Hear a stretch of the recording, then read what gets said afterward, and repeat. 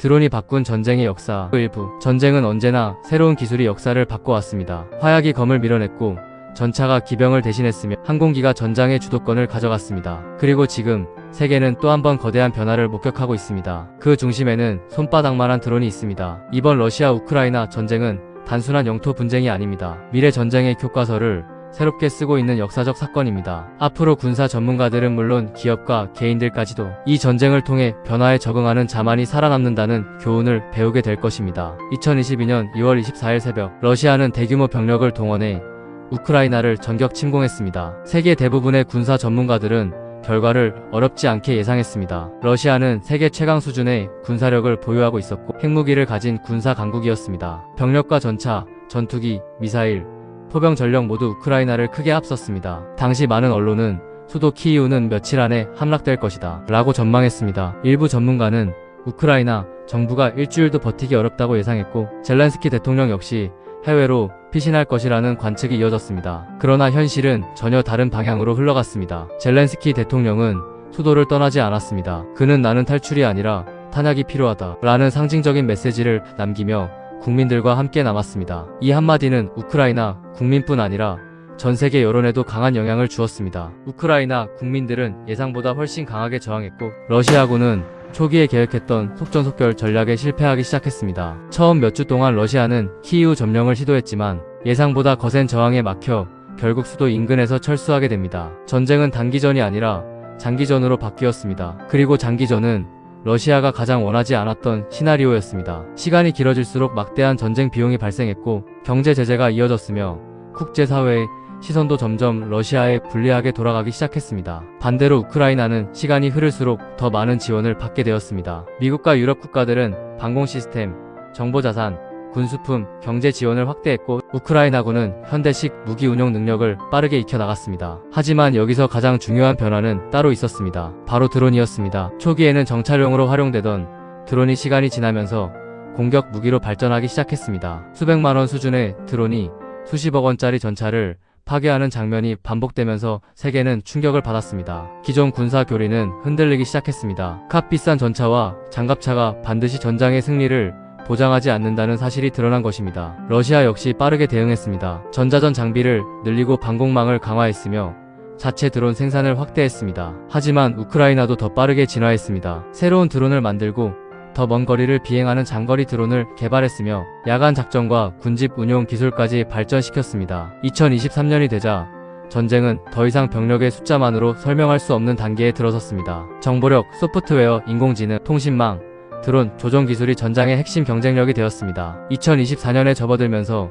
이러한 변화는 더욱 뚜렷해졌습니다. 우크라이나는 러시아 본토의 군사시설과 석유, 저장시설, 공항 등을 장거리 드론으로 반복적으로 타격하기 시작했습니다. 이전까지는 상상하기 어려웠던 일이 현실이 된 것입니다. 러시아 수도권까지 긴장감이 높아졌고 방공망은 끊임없이 시험대에 올랐습니다. 전쟁의 양상은 완전히 달라졌습니다. 이제 승패는 누가 더 많은 탱크를 보유했는지가 아니라 누가 더 빠르게 혁신하고 기술을 전장에 적용하느냐에 달려 있었습니다. 이 전쟁은 우리에게 중요한 질문을 던집니다. 거대한 조직이 항상 작은 조직을 이길 수 있는가? 우크라이나의 사례는 반드시 그렇지 않다는 사실을 보여주고 있습니다. 혁신과 적응력은 때로는 규모의 우위를 뛰어넘는 힘이 될 수 있습니다. 그리고 이것은 전쟁뿐 아니라 기업 경영과 사회, 개인의 삶에도 그대로 적용되는 시대가 되었습니다. 이제 다음 이야기에서는 전쟁의 판도를 뒤집은 진정한 게임, 체인저인 드론이 어떻게 현대 전쟁의 규칙을 바꾸고 있는지 더욱 깊이 살펴보겠습니다. 2부, 드론 혁명 전쟁의 규칙을 바꾼 작은 무기. 2025년 현재 세계 각국의 군사 전문가들이 가장 주목하는 무기는 무엇일까요?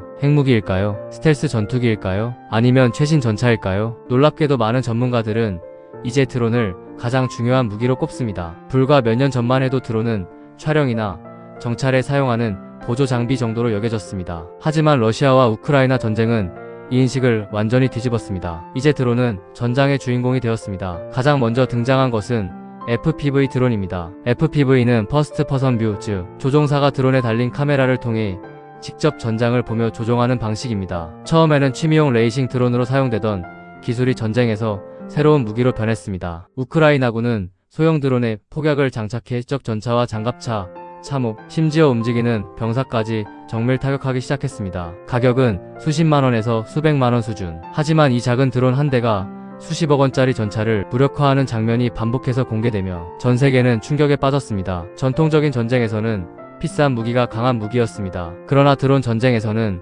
오히려 저렴한 무기가 더 큰 효율을 보여주기 시작했습니다. 전쟁의 가성비 개념이 완전히 바뀐 것입니다. 그 다음 등장한 것은 장거리 드론입니다. 초기에 드론은 수 킬로미터 정도만 비행할 수 있었지만 우크라이나는 수백 킬로미터를 넘어 1000km 이상 비행하는 드론을 개발하기 시작했습니다. 이 장거리 드론은 러시아 본토의 군수공장, 석유 저장시설, 공군기지, 물류 거점을 공격하는 데 사용되었습니다. 과거에는 이런 공격을 위해 값비싼 순항미사일이나 전투기가 필요했습니다. 하지만 이제는 상대적으로 저렴한 드론이 그 역할을 수행합니다. 물론 모든 드론이 목표를 명중시키는 것은 아닙니다. 상당수는 방공망에 격추됩니다. 그러나 중요한 것은 수백 대를 동시에 투입하는 물량전입니다. 방공 시스템은 동시에 날아오는 모든 목표를 완벽하게 막기 어렵습니다. 일부만 방어망을 통과해도 전략적 목표를 타격할 수 있기 때문입니다. 이러한 방식은 기존 방공 개념에도 큰 변화를 가져왔습니다. AI 자율비행군집 드론. 드론 혁명의 다음 단계는 인공지능, AI입니다. 지금까지 대부분의 드론은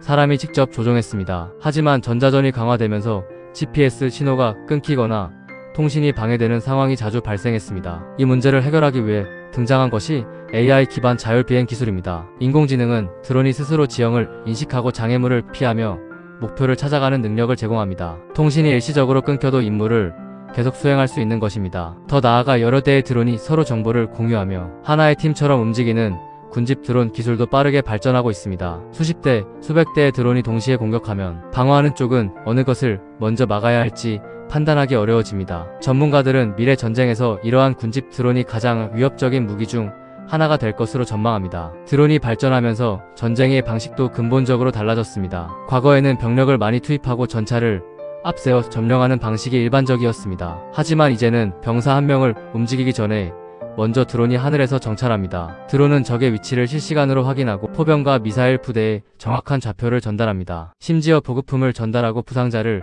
지원하는 임무까지 수행합니다. 드론은 정찰, 공격, 감시, 보급을 모두 수행하는 다목적 무기로 진화한 것입니다. 전장의 모든 움직임이 하늘에서 감시되는 시대가 열린 것입니다. 이번 전쟁은 단순히 새로운 무기가 등장한 사건이 아닙니다. 전쟁의 철학 자체가 바뀌고 있습니다. 예전에는 강한 나라가 이긴다는 공식이 통했습니다. 하지만 지금은 더 빠르게 배우고 더 빠르게 혁신하는 나라가 살아남는다는 새로운 공식이 만들어지고 있습니다. 이 변화는 군대만의 이야기가 아닙니다. 기업도 마찬가지입니다. 인공지능을 먼저 활용하는 기업이 경쟁력을 갖추고 새로운 기술을 빠르게 받아들이는 사람이 더 많은 기회를 얻습니다. 러시아와 우크라이나 전쟁은 우리에게 분명한 메시지를 전하고 있습니다. 미래는 규모가 아니라 혁신의 속도가 결정합니다. 그리고 드론 혁명은 이제 시작에 불과합니다. 다음 시간에는 러시아가 이러한 변화에 어떻게 대응하고 있는지, 그리고 앞으로 전 세계의 전쟁은 어떤 모습으로 바뀔지 함께 살펴보겠습니다. 3부 러시아의 대응과 세계가 주목하는 미래 전쟁. 우크라이나의 드론 공격이 거세질수록 러시아도 가만히 있지는 않았습니다. 전쟁 초기만 해도 러시아는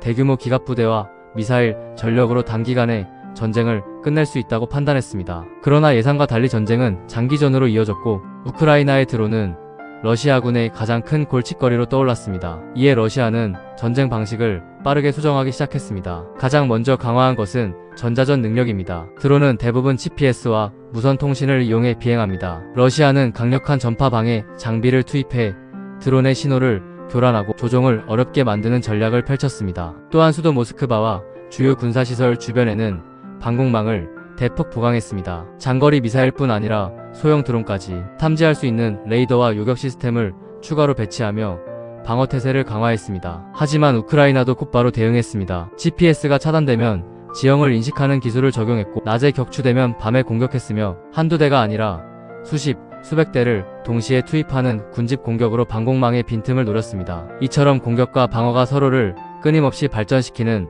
기술 경쟁이 시작된 것입니다. 이러한 변화는 북대서양 조약기구, 즉 나토에도 큰 충격을 주었습니다. 서방 군대는 오랫동안 압도적인 공군력과 정밀 유도 무기를 중심으로 전쟁을 준비해왔습니다. 하지만 우크라이나 전장에서 드러난 현실은 예상과 달랐습니다. 수백만 원짜리 드론이 수백억 원의 전차를 파괴하고 값비싼 방공 시스템이 저가 드론 수십 대에 동시에 대응해야 하는 상황이 벌어진 것입니다. 더욱 놀라운 것은 우크라이나 드론 조종사들의 실전 경험이었습니다. 일부 보도에 따르면 우크라이나의 숙련된 드론 운용 인력은 나토 훈련에 참가해 기존 전술의 허점을 보여주었고 서방 군대는 새로운 전술을 다시 연구해야 할 필요성을 절감했습니다. 이는 단순히 한 번의 훈련 결과가 아니라 실제 전장에서 축적된 경험이 얼마나 강력한 경쟁력이 되는지를 보여주는 사례였습니다. 세계 각국은 이 전쟁을 보며 같은 질문을 던지고 있습니다. 우리 군대도 이런 드론 전쟁에 대비되어 있는가? 미래 전쟁의 기준. 이제 관심은 앞으로의 전쟁으로 향하고 있습니다. 전문가들은 미래 전쟁에서 드론은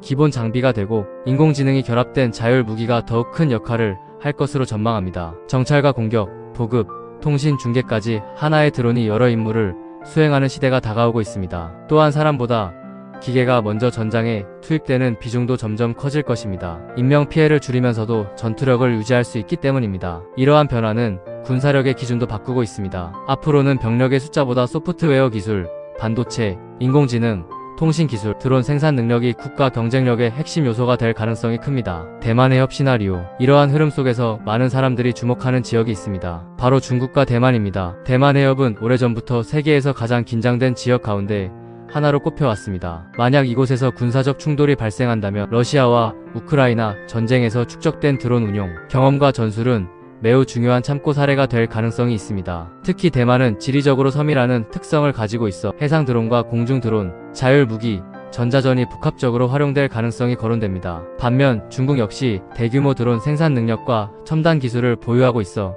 기존의 전쟁과는 전혀 다른 양상이 전개될 수 있다는 분석도 나옵니다. 물론 실제로 어떤 일이 벌어질지는 누구도 단정할 수 없습니다. 전쟁은 수많은 정치적 외교적 변수에 영향을 받기 때문입니다. 그러나 한 가지는 분명합니다. 러시아와 우크라이나 전쟁은 앞으로 세계 각국이 군대를 어떻게 개편하고 어떤 무기를 개발하며 어떤 전술을 준비해야 하는지에 큰 영향을 주고 있습니다. 우리는 지금 단순히 하나의 전쟁을 지켜보고 있는 것이 아닙니다. 인류의 전쟁 방식이 근본적으로 바뀌는 역사적 전환점을 목격하고 있는 것입니다. 과거에는 탱크와 전투기, 항공모함이 군사력의 상징이었습니다. 하지만 이제는 드론, 인공지능, 소프트웨어, 데이터가 새로운 전장의 핵심이 되고 있습니다. 이 변화는 군사 분야를 넘어 산업과 경제, 기술 경쟁에도 큰 영향을 미칠 것입니다. 다음 마지막 편에서는 이 전쟁이 우리 같은 일반인과 기업, 그리고 미래를 준비하는 사람들에게 어떤 교훈을 주는지 함께 살펴보겠습니다. 4부. 전쟁이 우리에게 남긴 교훈. 현대인이 반드시 알아야 할 변화의 시대. 전쟁은 더 이상 탱크와 전투기가 승패를 결정하는 시대가 아닙니다. 이제 수백만 원짜리 드론 한 대가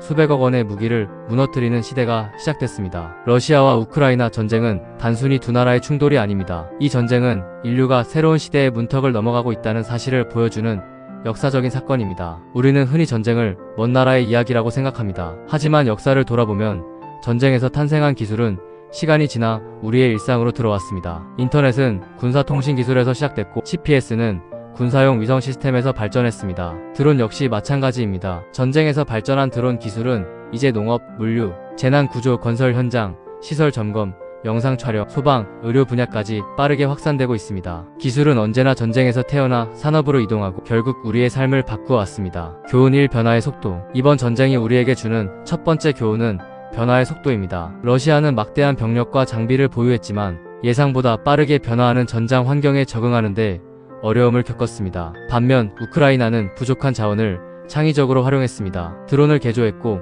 새로운 전술을 만들었으며 실패하면 즉시 개선했습니다. 이 차이가 전쟁의 흐름을 바꾸는 중요한 요인이 되었습니다. 이 모습은 기업의 경쟁과도 매우 닮아 있습니다. 한때 세계 시장을 지배했던 기업들이 시대의 변화를 읽지 못해 사라진 사례는 수없이 많습니다. 반대로 작은 스타트업이 혁신적인 아이디어 하나로 세계 시장을 뒤흔드는 일도 흔해졌습니다. 결국 규모보다 중요한 것은 얼마나 빠르게 배우고 얼마나 빠르게 변화하느냐입니다. 교훈 2. 사고방식. 두 번째 교훈은 기술보다 사람의 사고방식이 중요하다는 점입니다. 드론은 누구나 만들 수 있는 시대가 되고 있습니다. 하지만 같은 장비를 가지고도 결과는 크게 달라집니다. 왜 그럴까요? 새로운 기술을 어떻게 활용할지 고민하는 사람과 기존 방식만 고집하는 사람의 차이 때문입니다. 인공지능도 마찬가지입니다. 어떤 사람은 AI를 두려워합니다. 하지만 어떤 사람은 AI를 활용해 더 많은 일을 하고 더 높은 생산성을 만들어냅니다. 기술은 도구일 뿐입니다. 결국 미래를 결정하는 것은 사람의 선택과 태도입니다. 교훈 3. 평생 학습. 세 번째 교훈은 평생 배우는 사람이 살아남는 시대가 왔다는 것입니다. 과거에는 한번 배운 기술로 평생 일할 수 있는 시대였습니다. 하지만 지금은 다릅니다. 인공지능은 하루가 다르게 발전하고 있고 새로운 기술은 몇 달 만에 시장의 기준을 바꾸고 있습니다. 오늘의 상식이 내일은